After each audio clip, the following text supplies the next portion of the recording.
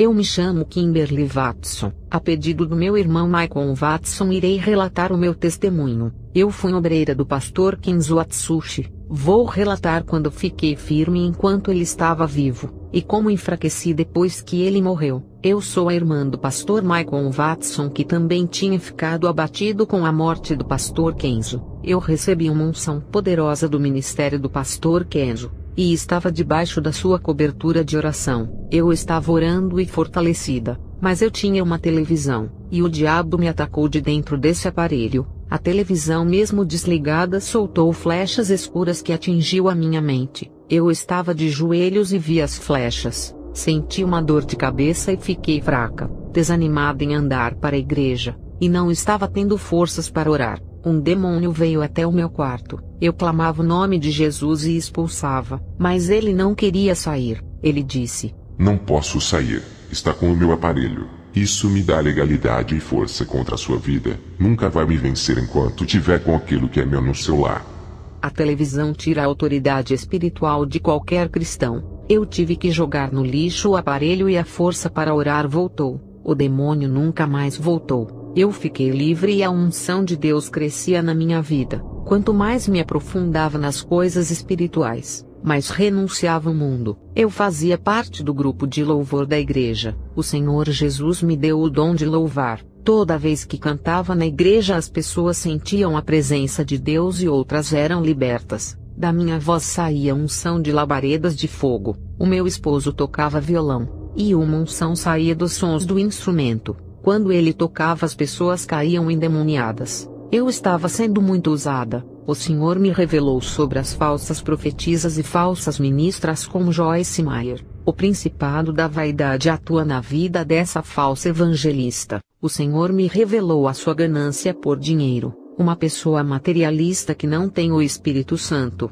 Uma mulher perturbada que precisa de libertação. Um espírito imundo atua em sua vida e que engana as pessoas. Pessoas me questionam a respeito de brincos e colares, dizendo que Deus não se importa com coisas insignificantes. Elas dizem que existem pecados maiores que Deus se preocupa. A minha resposta é: todo pecado é mau, e não existem pecados pequenos e grandes. Todos os tipos de pecados vão ser julgados diante de Deus. Se você usa essas bijuterias e não deixa isso pela sua salvação, um par de brincos custa em média uns $8 até 10. Um colar custa em torno de $22 até 24. Um batom custa aproximadamente $16 até 20. As variedades de preços mudam conforme os lugares ou países. Você jogaria a sua salvação fora por usar um brinco de $8? Passaria a eternidade no inferno por um colar de $22? Você que é cristão,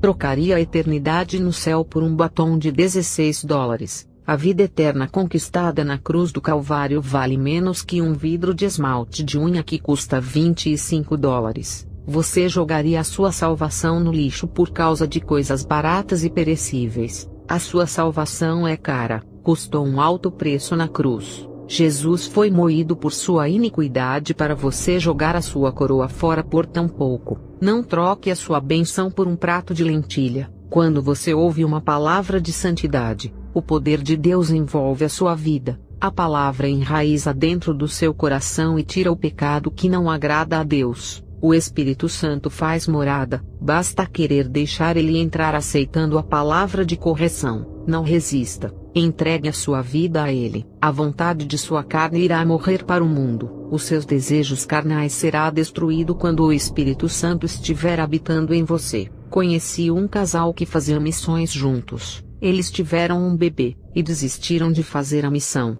As almas estavam morrendo sem a salvação. O missionário conseguiu um trabalho para sustentar a criança e a sua mulher. A missionária largou a missão para cuidar da criança. A criança faleceu. Deus tirou o menino que era o impedimento da missão. A barreira foi removida, e eles retornaram para a obra de missão. Eu fui visitar uma igreja chamada Quadrangular. Não gostei dos louvores de rock que cantaram e voltei para casa. Quando eu estava orando, o Senhor me mostrou todos os membros dessa igreja dentro de um esgoto. Quanto mais eles caminhavam para frente, mais se afundavam para baixo. até que as águas do esgoto cobriram as suas cabeças e eles ficaram sufocados. Eles se afogaram e perderam o ar. Sem respiração eles morreram. O Senhor disse: o pecado é igual a esse profundo esgoto. Quanto mais caminham no pecado, mais se afundam nele.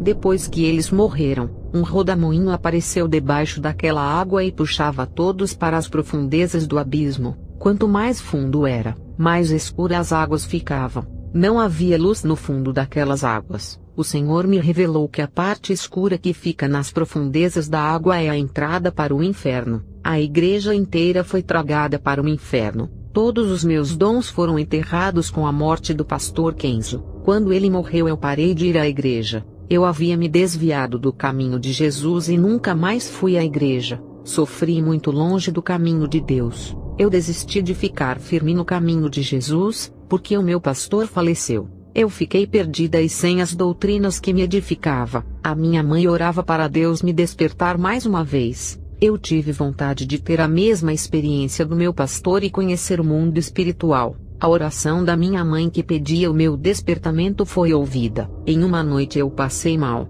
e fui arrebatada ao inferno. Eu vi pessoas que andaram em caminhos tortuosos. Eles tinham seus pés quebrados pelos demônios. Essas pessoas são aquelas que iam para os bailes, festas, shows e casas noturnas. Os demônios quebravam as suas pernas e diziam: vocês não usaram os seus pés para caminharem nas veredas da justiça.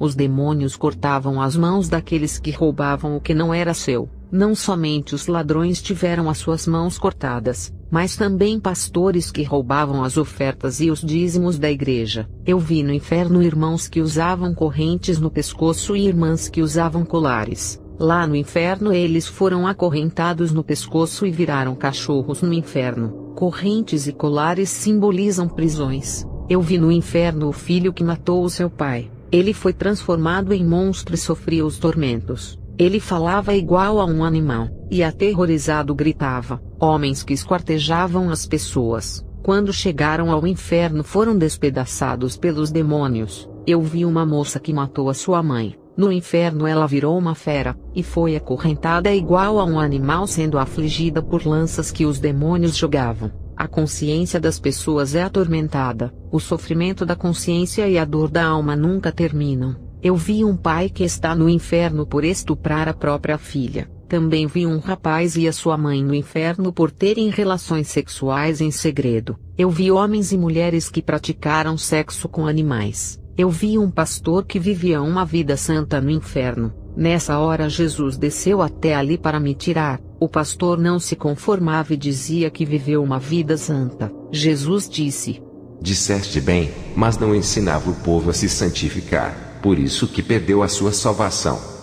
Ezequiel 34:2 diz: ai dos pastores que apacentam a si mesmo. Ele vivia uma vida santa, mas não falava da santidade e não apacentou o seu rebanho na verdade. Por causa disso ele foi impedido de entrar no céu. Muitas almas foram para o inferno por causa da omissão desse pastor. Eu vi cristãos no inferno que subiram no púlpito e pregaram outro evangelho. Eles ofereceram pão imundo no altar santo. Do inferno eu vi feiticeiros fazendo rituais nos rios, e aquelas águas ficavam infestadas de demônios que possuíam cristãos que tomavam banho nela. Eles se despiam ao entrarem nessas águas. Ainda haviam pessoas que morriam afogadas nesse rio. Barcos e navios eram virados por esses demônios do inferno. Eu vi pastores africanos operando milagres, mas eram bruxos disfarçados de ovelhas. Também vi teatro e coreografia dentro da igreja, e os demônios cantavam e dançavam juntos possuindo os jovens. Eu vi uma televisão no inferno. E Jesus me revelou como a televisão surgiu na terra. O diabo apareceu para um homem e disse: te farei ser inteligente, e inventarás um aparelho que vai lhe deixar milionário. Isso vai contaminar a mente do povo e corromper os corações com desejos pecaminosos. A mente ficará luciferiana, marcada com a marca da imoralidade. As imagens entrarão pelos olhos que ficarão impuros. Isso corromperá a humanidade, deixando-os com caráter maligno e qualidade da personalidade destrutiva, criando seus imitadores, corrompendo as mentes, os olhos e o coração. O pecado desse aparelho é diverso e influencia as pessoas. Não é fácil conviver com essa Babilônia cujos limites ultrapassaram os de Sodoma e Gomorra. Não podemos ceder à legalidade. Jesus me mandou voltar. Eu subi em alta velocidade para a terra. Depois que voltei do inferno, passei por grandes provações. Eu me preocupava mais que o necessário, dava importância às coisas inúteis, e a mais importante deixava de lado. Fariseus que não acreditam no meu testemunho me perseguiam. Eles não querem ganhar almas e só perseguem os servos de Deus. Eles não são sobrenaturais e nunca vão ter experiências com Deus. As suas soberbas não deixam reconhecer que precisam de libertação para serem salvos. Passei a me preocupar muito com aquilo que eles diziam de mim. Tirei as preocupações da cabeça com aquilo que eles diziam de mim. Eu tinha um peso nas costas do pecado da fornicação, mas eu me arrependi, e Deus me perdoou. Quem se afasta de Jesus se afunda no abismo do pecado.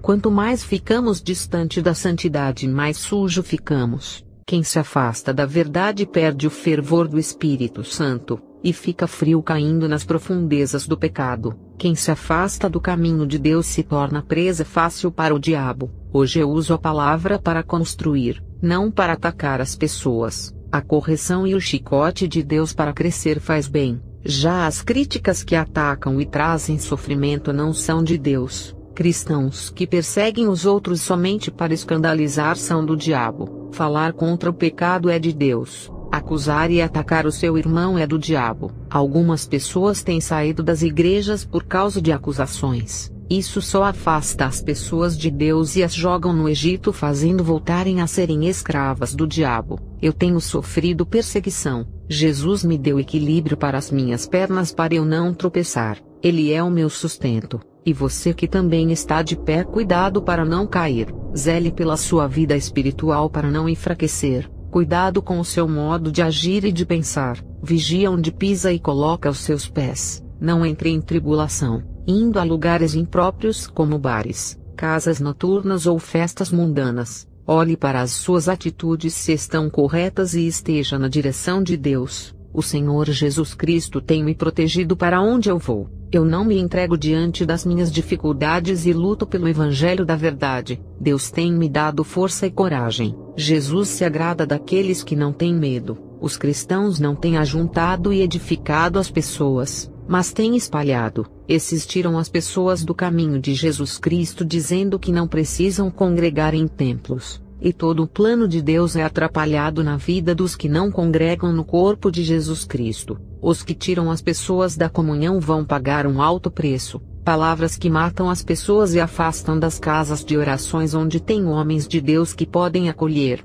Pessoas que deixaram de fazer a obra por causa dos desigrejados. Jesus aprovou a reunião de pessoas para adorá-lo. Não importa o lugar, se é em templo, casa ou garagem. Onde estiver 2 ou 3, ali ele estará. Congregar é de Deus. Quem não congrega está desligado da noiva de Cristo. Vamos nos manter limpos e conservar a pureza. Melhore a sua conduta cada dia diante de Deus. Se esforcem na santificação. Não relaxe e não pare de buscar a perfeição. Pequenas sujeiras se acumulam no interior se não procurarmos nos limpar. Deixe de entrar em conflito carnal. Não revide aos acusadores. Não dê lugar para a carne. Não deixe o seu espírito morrer. Não deixe nascer a velha natureza que já foi enterrada. Mude a sua maldade pelo bem, o pecado pela santidade. Substitua a impureza pela pureza. Substitua o ódio pelo amor, a tristeza pela alegria. Não aceite a carne te vencer. Não deixe o pecado lhe derrotar. Não use a língua para falar maldades e nem para contendas. Use a boca para glorificar, louvar e exaltar a Deus. O pecado tenta nos pressionar para cairmos na fé. Estamos no mundo, não somos dele e nunca cederemos às tentações. Estamos em guerra onde um sairá vencedor. Ou tiramos as almas do mundo trazendo para Jesus, ou o mundo irá arrastá-lo para ele. Mas as igrejas não dão assistência para as almas humildes. As igrejas querem ficar nas grandes cidades seduzindo médicos, advogados, engenheiros ou qualquer homem que tenha salário alto para ajudar nos dízimos e ofertas. Eu fiquei triste com esse comportamento e orei a Deus. Uma serva de Deus foi enviada até a mim e revelou os planos de Deus para a minha vida. e Jesus revelou a ela tudo o que estava passando na minha vida. Eu chorei muito naquela manhã, e aquela mulher fez uma oração por mim para Deus me consolar. Eu senti a presença de Deus tão forte como na primeira vez. Eu agradeço a Deus por ter me dado oportunidade para falar do meu testemunho a vocês que me ouvem. Fiquem na paz de Jesus. Amém.